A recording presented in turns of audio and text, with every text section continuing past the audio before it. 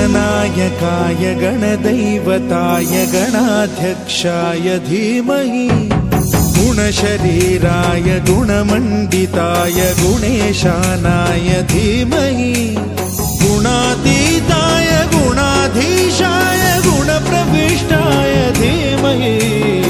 एकदन्ताय वक्रतुण्डाय गौरीतनयाय धीमहि गजेशानाय भालचन्द्राय श्रीगणेशाय धीमहि एकदन्ताय वक्रतुण्डाय गौरीतनयाय धीमहि गजेशानाय भालचन्द्राय श्रीगणेशाय धीमहि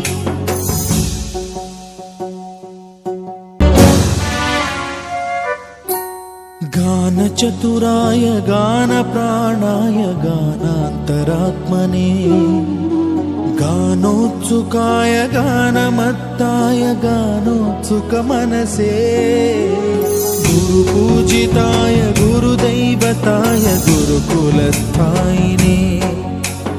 गुरुविक्रमाय गुह्यप्रवराय गुरवे गुणगुरवे गुरुदैत्यकलक्षेत्रे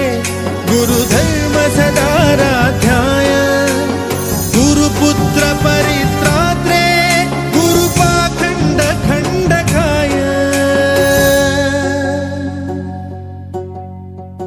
गीतसाराय गीततत्त्वाय गीतगोत्राय धीमहि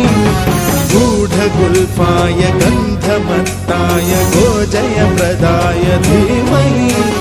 गुणातीताय गुणाधीशाय गुणप्रविष्टाय धीमहि एकदन्ताय वक्रतुण्डाय गौरीतनयाय धीमहि गजेशानाय भालचन्द्राय श्रीगणेशाय धीमहि